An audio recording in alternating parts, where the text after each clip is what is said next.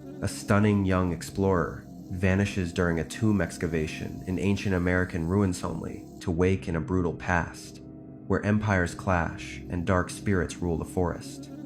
Hunted by a terrifying figure with glowing eyes and bone-white fangs, she's thrust into a deadly game of survival. Trapped in a forgotten civilization, she's stalked through sacred jungles, her fear growing with every shadow. Just when hope fades, a mysterious warrior appears fighting to protect her from something not entirely human. But the question remains, why was she brought here? And what has awakened beneath the ruins? The answer may already be watching. 3. True Terror Street Ories. It was late September in Shreveport, Louisiana. The kind of night where the air sat heavy and nothing felt quite right. That was when we first saw him standing by the tarot reader's porch, motionless, smiling behind a mask. Camille was 23, a local pageant girl turned receptionist, short dark hair, striking green eyes. She had no business being part of what came next, but she wanted answers. That's why she knocked on the door of Maudie's tarot room. I was with her Derrickand, so was Lena, our friend since college. Maudie read the cards, but none of us expected the fourth person already inside. A man in a dark coat, seated in the corner, face covered in a pale mask, eyes just holes. When the lights flickered, he laughed. A dry, deliberate sound. Camille asked what he wanted. He didn't reply. He just pointed at the cards on the table. Temperance sat at the center. We left after that, but he kept showing up. At Camille's work, outside Lena's apartment, on the train, across from me. Never saying anything, just watching. When Camille got a note slipped into her mailbox, it was just one sentence: come back and finish the reading. She wanted to ignore it. We all did. But that night, she didn't answer her phone. Her place was locked from the outside. Her shoes were still by the door. Inside, the table was reset, same as before. Candles lit. Cards laid out. No one there, but a faint smell of jasmine and mold. Then the mirror cracked on its own. We found her 2 days later, in a park 20 miles away. No memory. Her eyes wouldn't close when she blinked. She kept repeating one thing: he's not a man. He's the reason the cards shake. Now we stay together. We travel town to town, helping Maudie break the pattern. Because that thing, whatever it is, he follows the cards. And he always shows up for the 14th draw. In the final scene, he stands at the edge of the woods, mask tilted, coat brushing against the grass. His laugh returns softer now, almost like it's coming from inside you. Camille steps toward him once, like drawn by a string, then stops. He turns and vanishes. A step. But the cards remain on the ground. All 13 face up, one still flipped, and we know what's coming next.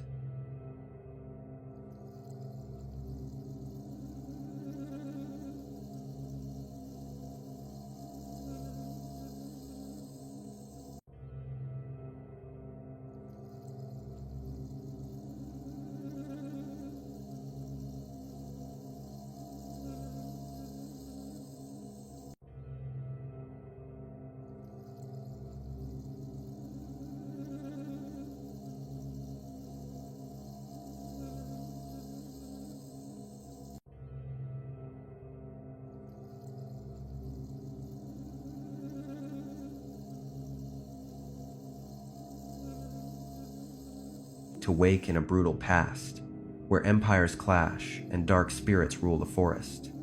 Hunted by a terrifying figure with glowing eyes and bone-white fangs, she's thrust into a deadly... I didn't eat the next day. Something inside me stayed twisted from the moment that thing looked at me. Kalen didn't ask if I was okay. He just handed me water, stayed close, but didn't speak. Ixa tried to act normal, but her glances kept drifting toward the trees. Even the kids in the village had stopped playing. No one said it, but we all felt the same thing. Something had changed. Something was coming. That afternoon, 3 men came riding in from the southern ridge. They wore bronze armor with sun emblems and spoke a different dialect. One of them, a tall man with a scar down his temple, kept looking at me like I didn't belong. His name was Tazek. He wasn't rude, just careful, too careful. I heard him ask Ixa why they sheltered me. She didn't answer. By nightfall, the village had doubled its fires. People stayed closer to the center. I sat near Ixa's doorway, watching the flames flicker in her copper bowl. She said we should leave in the morning. Go west. She had friends there who knew the old ways. She thought they might understand what had followed me. I didn't argue. I just nodded and held my knees to my chest like a child. I fell asleep inside, but didn't stay asleep. A low humming sound brought me out of it, like a wooden flute playing beneath the floor. Then I heard footsteps. Slow, deliberate, too close. When I opened my eyes, I wasn't in the house. I was standing barefoot in the trees. The same tree from before loomed ahead, the one with the twisted branches that pointed down like claws. I tried to move, but couldn't. Then I saw him again, that same figure, tall and thin, half human, half shadow. His mouth was moving, but I heard nothing. He lifted his hand and pointed behind me. I turned my head. Someone else was there, a woman this time. Pale skin, long black hair, wearing the same robes the villagers did, but her face was hollow. She mouthed something, and this time I could hear it. She said my name, not the way a stranger would say it, like she knew me, like she remembered me. I jolted awake in Ixa's home, drenched in sweat. The fire had gone out. Callan sat just outside the door, back straight, as if he hadn't moved in hours. I asked if he heard anything. He didn't reply, just looked at me with those unreadable eyes and said we needed to leave now. The path through the forest was narrow and wet from a morning storm. Ixa rode the smaller horse with supplies, and Callan led. Tazek joined us, said he'd been instructed to watch me. Not protect, just watch. He didn't say who gave the order. By midday, the fog rolled in thick. Trees started to look the same. We passed stone markers Ixa couldn't explain. Then something moved ahead. Not loudly, just enough. Callan stopped, held his hand up. Tazek unslung a charm wrapped in leather. I recognized the spiral pattern from the tomb. There was a sound then, not an animal, not the wind. Something dragging, heavy, slow. My chest tightened. Callan turned to me and told me to stay behind Ixa. Through the mist, the woman from my dream stepped out. But she wasn't alone. Behind her was the figure. Him, that thing. Eyes glowing, face like stone carved wrong. Tazek muttered something and held out the charm. It burned in his hand. He didn't flinch. The woman raised her hands and whispered in a language I couldn't understand. My name was among the words. The fog pulled inward, like breath being taken. The figure began to move, not walk, slide. The ground didn't respond to him. He was coming for me. Tazek threw the charm. A burst of light broke the fog for a moment, and Callan shouted for me to run. Ixa screamed my name. I took off without looking back. My feet hit stone, then mud, then leaves. I could hear the others running behind me. Branches cracked. We didn't stop until the trees thinned and the sky returned. My legs gave out. I couldn't breathe right. My throat hurt from gasping. Callan crouched beside me. He said the creature had been bound once. Long ago, buried beneath the tomb. Something I touched must have released him. Ixa said the woman was his anchor, a voice to call what shouldn't speak. She said if we don't find where the ritual was broken, he'll follow me forever. That night, I dreamed of my apartment, my books, my bed. I woke up crying into grass I didn't recognize. I don't know how much time I have before he finds me again, but I know he's not just following. He's remembering. I kept thinking if I focused hard enough, I'd wake up in my bed, or on the floor of the tomb, anywhere but here. But the further we traveled, the more that hope faded. We reached a small outpost built into the rock cliffs 2 days west. Ixa said it used to be a place of healing. It felt empty now. Tazek said the spirits here didn't rest. I believed him. The others stayed close. Callan walked ahead. Ixa studied the carvings on the walls. Tazek sharpened a stick into a point and marked symbols into the dirt. I sat near the entrance and watched the sky. It shifted shades I'd never seen before, purple and orange, like fire buried in clouds. That night, we took shelter inside the stone chamber. It had no door, only darkness pressed into the corners. I barely slept. I heard my name twice in voices that didn't belong to anyone I knew. When I opened my eyes, the air was colder. Ixa said something moved through us while we slept. She could feel it on her skin. By midday, we moved again. The terrain changed. No more trees, just open plains and winds that carried dust into our eyes. Kalan said we were close to a temple, built long before the current tribes. He believed what I had touched the mural in the tomb was connected to a ritual older than language. As we approached a ridge, I saw her again, the pale woman, standing in the distance, still, like she had always been there. I said nothing. I kept walking. But inside, my stomach turned. Tazek noticed. He asked what I saw. I said nothing important. He looked toward the hills and didn't question me again. That said more than words. At the base of the ridge, we found a ruin, not marked on any map. Walls half collapsed, symbols melted by time. Ixa walked ahead without a word. Kalan stayed close to me. Tazek stood outside. The moment I stepped inside, I felt it, a weight in my chest, like someone was pressing down from above. In the center was a pit lined with teeth-like stones. The edges burned when I looked too long. I asked Ixa what this place was. She said it was the crossing, where the living were made to forget and the forgotten were made real again. Suddenly I felt pulled, not physically. Something inside me strained toward the pit. Callan grabbed my wrist and yanked me back. He said my presence had triggered the gate, that it recognized something in me. I asked what. He didn't answer. We made camp far from the ridge that night. Callan told me a story of a woman from another time who crossed over and brought ruin. He said she touched something sacred and it marked her. She disappeared during the winter storms. They never found her body. I asked if he thought I was like her. He said yes, then turned away. I didn't speak for the rest of the night. In the morning, we woke to silence. No birds, no wind, just a pressure in the air like thunder without sound. Ixa stood at the edge of camp with her eyes closed. She said he was near again, the one with the green eyes. I asked if he could be stopped.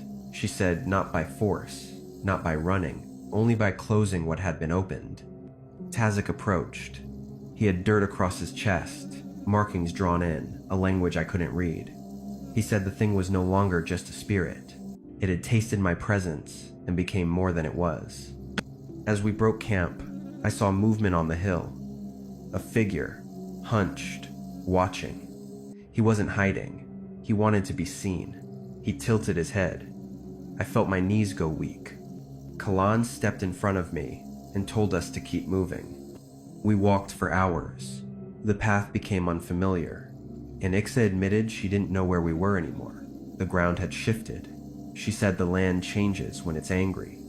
When night fell, we found a cave. Small, barely deep enough for shelter. I sat inside and thought about home, about my parents, my dog, about coffee in the morning and traffic and music in my earbuds. Callan handed me a stone, smooth, red, warm to the touch. He said if I wanted to survive, I needed to forget what I missed. The thing that followed me could smell longing. It feeds on pieces of what you want to return to. I held the stone in my hand until I fell asleep, and when I did, I dreamed of nothing. Not peace, just nothing. We moved again before the sun finished rising. I hadn't spoken much since the dreamless night. Ixa watched me with concern, but she didn't push. Kalan seemed more distant than before, his steps slower, as if calculating something in his head. Tazek kept whispering into the stone he carried, fingers trembling. None of us felt rested. The path bent toward low canyons, where the air shimmered unnaturally. Birds didn't fly here. The wind felt artificial, like something imitating weather. Callan said this land used to belong to the Echo people. They vanished, without a trace. Ixa added that their names still echoed when the wind was wrong. The trail narrowed until we reached a place where the ground dropped. A crack in the earth, long and thin, like something tried to slice the world open. We crossed one by one, using roots and stone. My hand slipped once, but Callan caught me. He didn't let go right away. That night, we camped near a cluster of standing stones, shaped like ribs. They pulsed faintly in the dark, a rhythm too slow to be anything human. Ixa made a small fire and crushed herbs that smelled like oranges and ash. She told us not to speak after sundown. I agreed without asking why. I thought about home again, my apartment window, the way light came through the blinds in the late afternoon. The sound of neighbors upstairs. I miss noise. This world was too quiet in the wrong ways. I woke from shallow sleep to the sound of humming. Not musical, not melodic. Just one note, drawn out endlessly. I opened my eyes and saw light crawling across the stones like liquid. Tazek was gone. We found him at the edge of the clearing, kneeling, eyes wide. His mouth moved but made no sound. Ixa knelt beside him, placed her hand on his back, whispered in a language I didn't know. Tazek gasped, then looked at me. He said it wasn't just following anymore, it was remembering what it used to be. Callan said we had one choice left. We had to reach the obsidian spire, a place beyond the cliffs, hidden by cloud and forgotten names. He said it was where the breach began, where the spirit crossed. We traveled for 2 days without speaking much. I counted every hour by the shade of the sun and the tightening in my chest. On the third morning, we reached a plateau.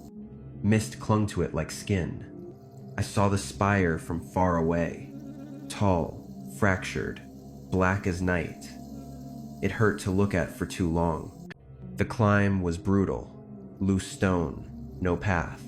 At the halfway point, Ixa slipped. Callan grabbed her wrist. She dangled for a moment before pulling herself up. No one said anything, but I could feel something shift after that, as if the mountain didn't want us there. We reached the top just before dusk. The spire stood like a broken tooth, wedged into the earth. Runes pulsed faintly across its surface. The air was thinner. I could barely breathe. I stepped forward. The stone felt warm. Ixa said the ritual had to be done by the one who awakened him. Callan didn't argue. He simply placed the red stone in my palm again. I held it tighter than I ever had. The others stood back as I approached the spire. My heart beat too loud. My ears rang. I heard whispering in a dozen voices, all of them mine. I touched the stone to the surface. The spire reacted instantly. Light cracked through it like lightning caught in rock. I felt myself being pulled in, not physically but somewhere deeper. I saw images, a field of bones under moonlight, a woman screaming without sound, a door closing behind her, then nothing.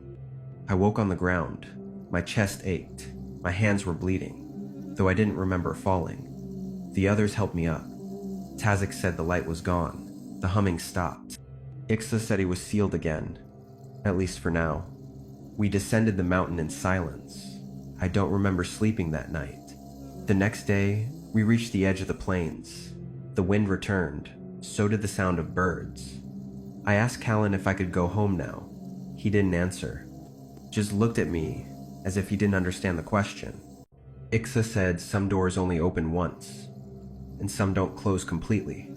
I've stopped dreaming again, but when I do, I see a single figure standing in front of the spire, still, waiting, not chasing anymore, just remembering. And I think part of me remembers him too. We stayed by the edge of the plains for a few days. Ixa said the land needed time to settle. Callan didn't say much, but I noticed him studying the trees every morning. Tazek was quieter now, always tying and untying the same piece of string. I felt like something inside all of us had shifted. I thought the worst was behind us. I wanted to believe sealing the spire meant I was free, but I wasn't. That night I dreamt again, and this time it wasn't nothing. I saw a small child standing at the mouth of the tomb I'd first fallen through. She had my face, but younger. She was crying. Behind her, something stirred in the shadows. I woke to find Callan sitting close, facing the dark. He looked over when I gasped, said nothing, just nodded like he knew. That scared me more than anything else. The next morning, we met someone new, a girl named Sira. She wore thin layered cloth that shimmered when she moved. Ixa seemed to trust her immediately, which surprised me. Sira said she came from the salt valleys beyond the mountain line. She'd been hearing voices for weeks, thought maybe the winds were wrong. She followed the pull in her dreams. They brought her here. Tazik didn't like her at first, but Kalan asked her questions only someone touched by the breach could answer. When she got them right, Tazik stopped talking altogether. That night, Sira told me I wasn't marked by accident. She said sometimes these spirits look for a soul they can remember through time, one that fits the shape of what they used to be. That idea stuck with me. I never thought about who I used to be, only what I wanted to get back to. My old life, my routines, my safe apartment. But maybe I had been part of this place before. Maybe that's why it all felt both foreign and familiar.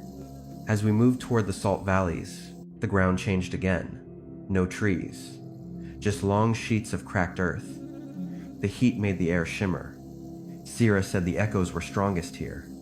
She called them soundless winds. I didn't hear them, but I felt them, especially at night. One evening, Callan woke me. He told me to walk quietly. We left the camp without waking the others. He led me to a shallow ridge where the ground was cold. He pointed down. I saw it then. A trail of footprints. Bare, small, but deep. Too deep for a child. They led in a circle, then vanished. I asked if it was him again. Callan didn't answer. He just said the breach doesn't stay closed forever. It rests, then searches for another way in. I asked why me. He said maybe I had pieces missing, and he knew what that felt like. The next night, Tazik heard something. He stood outside the camp with his eyes closed. I watched from a distance. He whispered the same word over and over, then he collapsed. We ran to him. Sira placed her hand on his chest. His eyes opened, but they were pale.